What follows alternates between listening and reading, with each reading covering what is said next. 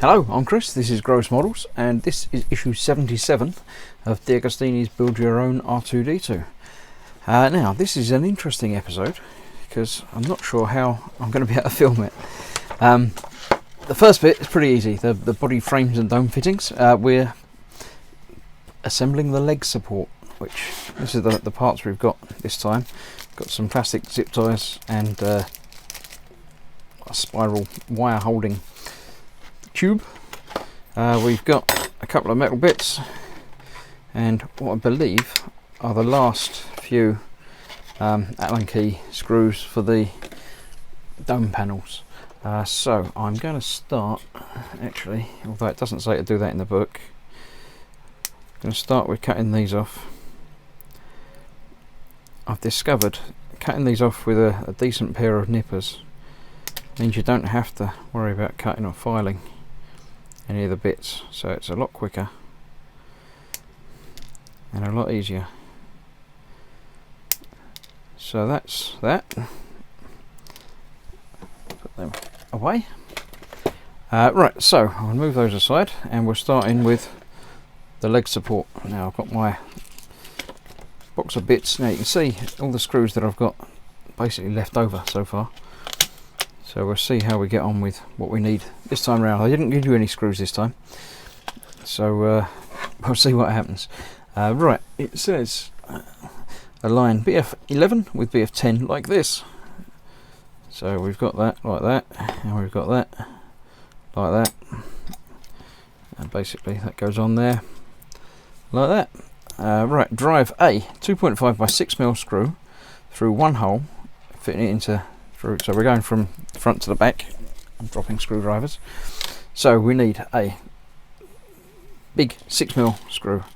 Now looking at the ones I've got, I reckon it's probably one of them, which using, oh, everything's got magnetised. Using my little guide there, that's not 6mm, it's not long enough. So it's probably one of them. That'll be 6mm. So we need two of them, probably, and we're going to be putting them through there to hold that in place on there. Just check to see, yeah, nice and flush that side, so yep, they're the good size. So that goes on there, and then that assembly goes with the large body framework that we've got so far. Getting it the right way round. That goes onto the top there. Inside, yep. 2.5 by 8mm screws. So let's see, I need the same sort of screws, but even longer. That'll be these ones. 5 here, they're about 8mm. So we're going to need a couple of them. They go in there and the screws go from the bottom upwards. So let's lay that down like that. Twist it around a little bit. Now using the short screwdriver for this, because that's the only way I can basically get it into where I need it to go, and even then it's not ideal.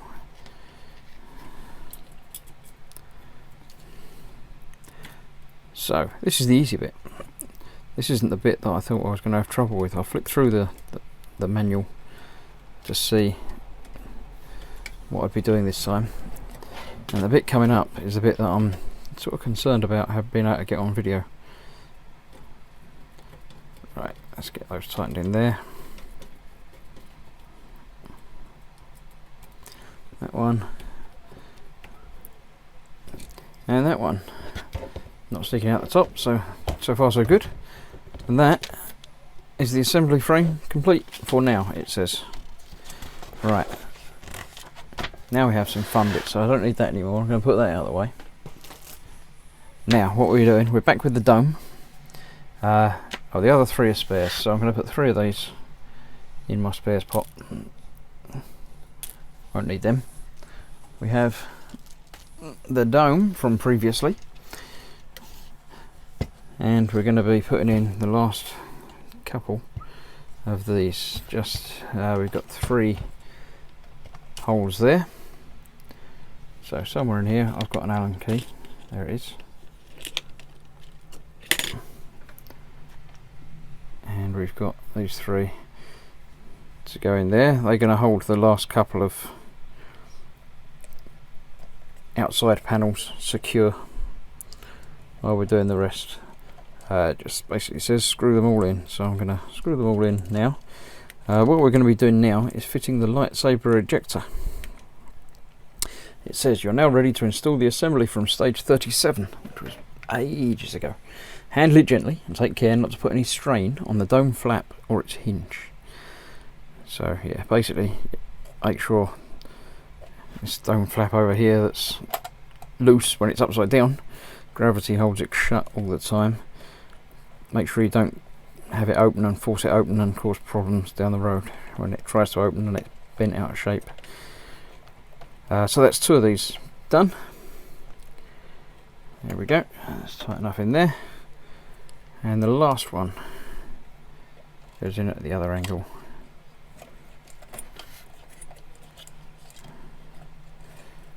Right, I've moved my camera around again and tidied things up, so hopefully I've got enough room for you to be able to see mostly what I'm doing in here.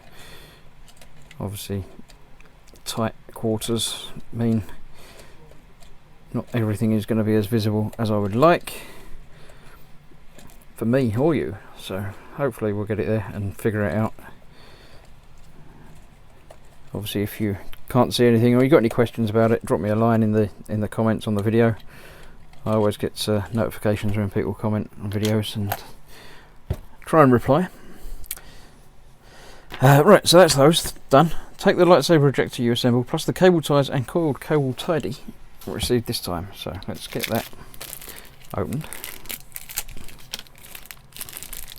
Get those out and get rid of the rubbish.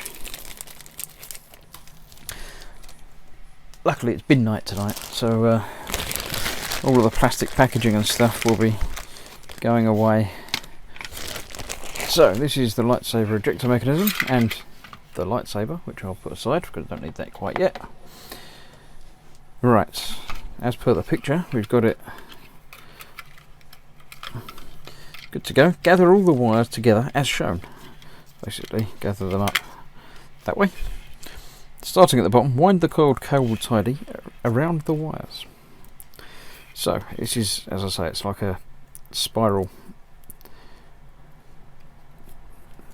piece of plastic.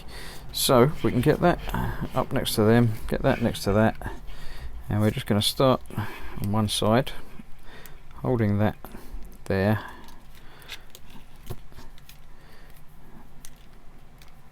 Basically sort of wrapping and unwrapping it to go around all of the wires without getting them caught on everything else.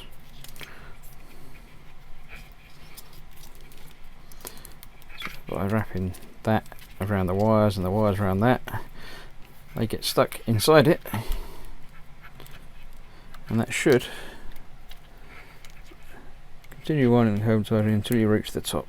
Okay, I shall keep continuing. Then it says use one of the cable ties to hold the wires to the side of the ejector mechanism.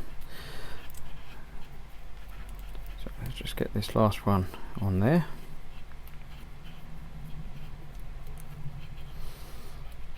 Okay, so that's that there to the top. Right, so it says use one of these basically around here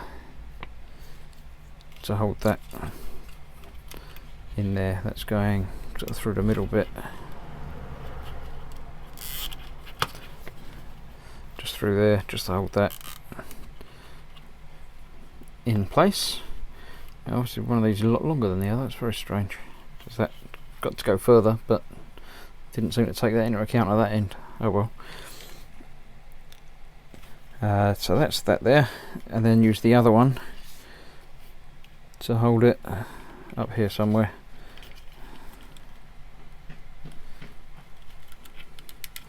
Just to hold the bottom of it in the right place. So get that It looks like it's quite tight in the picture, so we'll get that there, and we shall just cut off the extra bits there because they'll only get in the way. So far so good. That's what we got. Pull both cables tight and carefully clip off the surplus. Right, identify the mounting ring on the dome frame. The top flap will fall open when you insert the dome, so be careful not to damage it. Basically we're going for that bit. Let's get these out of the way. So this needs to go on there. Which way round? They've got it that way round and they're holding that off to that side. So let's see if that, we've got a couple of holes there. Oh, there is actually one side that's thicker than the other, so that should be lining up on those by the looks of it. Looks about right. Check the two mounting holes in the end of the line with the mounting holes in the dome frame. Yeah, I can see that from the inside. I need to turn the page. Ugh. Right, holding the injector in place from below, secure with 2.3 by 6mm self-tapping screw on one side and then the other. So I should have got the screws ready. Like last time, I was all professional, got all the screws ready. This going professional was obviously not working well for me. So I'm looking for 2.3 by 6. That would be the black self-tapping screws. Is it these ones that I've got lots of? They are indeed 6mm, so yep, I'll go with them. Okay, we've got them. I'm going to be using the big screwdriver for that, I think, because that's easier to make sure where it's magnetic.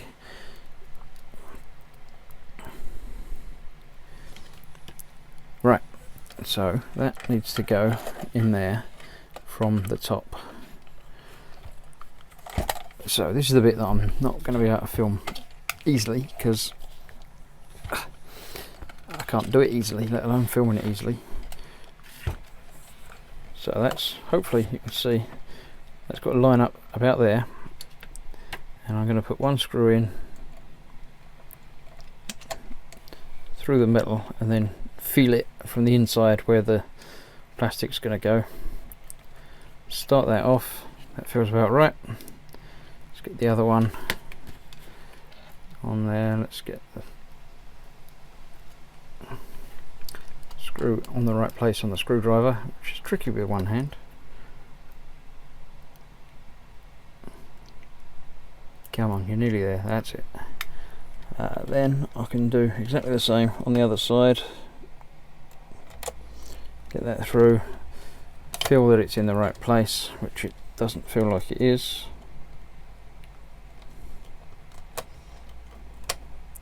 No, that doesn't feel right at all. Let me turn it round. This is where the flap closes. That's the right place. And that feels like that's biting into plastic there. Get that tightened down. And that one tightened down as well.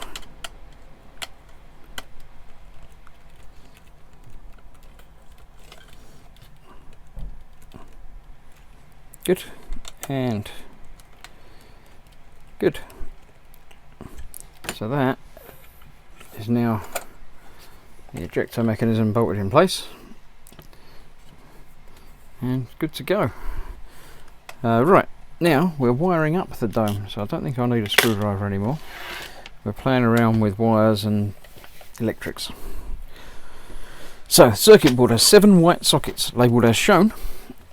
1, 2, 3, 4, 5, 6, 7. Yep, I've got 7 there. There are only 6 devices to wire up, but the ejector uses 2 connections. Most of the wires are temporarily tied back, so you need to route them systematically. Right, let's see how we're going to do this. The white cable clip screwed to the center room used to route the wires neatly, so they won't snag as the dome rotates. Good idea. Start by uncoiling the lead for the rear stateless display. I don't know which one that is. They're all uncoiled. Is that one? No, it's not that one. It's the one next to the blue thing, which is around there. There we go. So it's that one.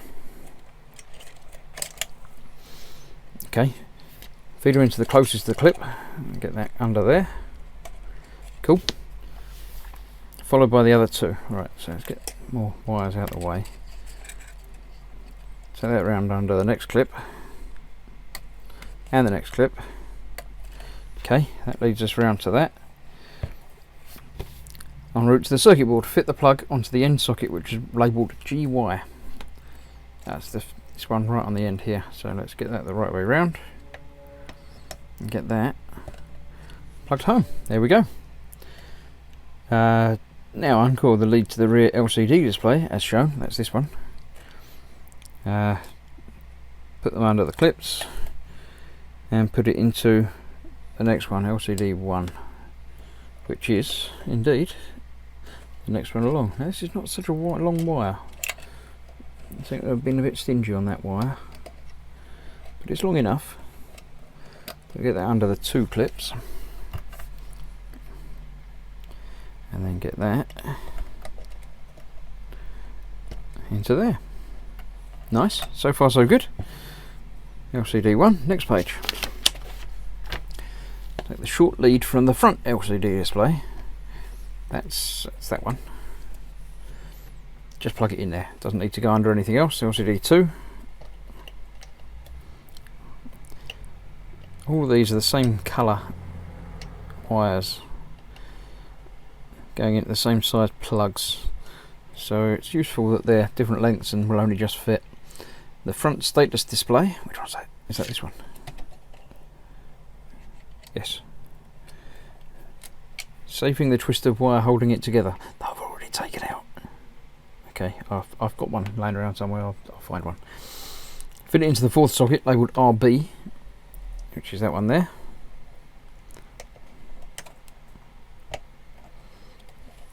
Okay, use the twist of wire and use it to hold the neat wire in a neat route. They gave you a wire that's too big basically. So yeah, okay, I shall wire that back up when I track down where I'll put that bit of wire. I've got one.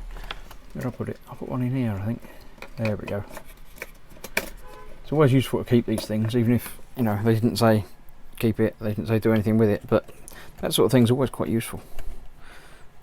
So I shall wire that in a neat loop, just like they've pictured, just by wrapping it around a couple of times.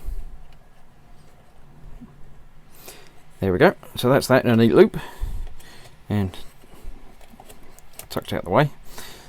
Take the lead from the projector. That's this one here. That goes into the next, the last one along that side.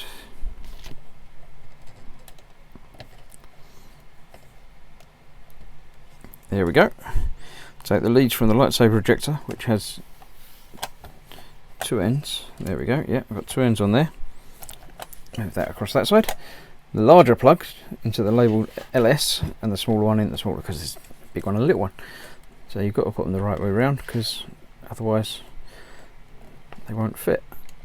That's the big one in there, and the little one, get it the right way around.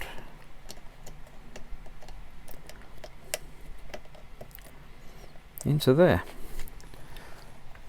Right.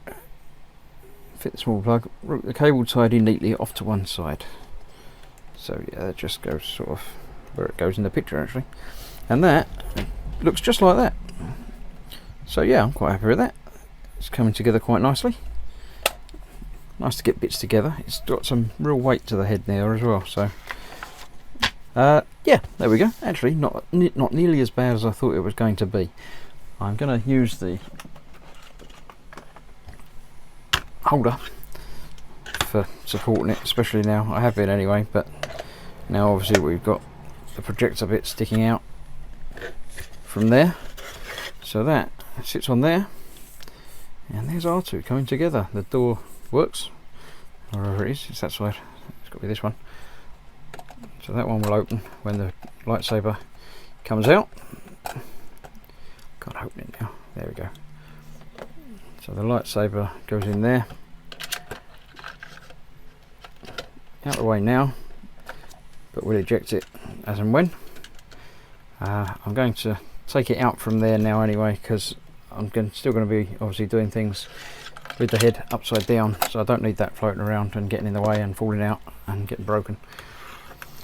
So there we have it. That's that part done, with more framework and tidying of the head. So thanks for watching. Come back soon for the next issue, which is part 78. So we're doing tool housing and tool arms and connectors. That should be an interesting episode, that one. So I'll see you soon for that. Thanks for watching, and bye bye.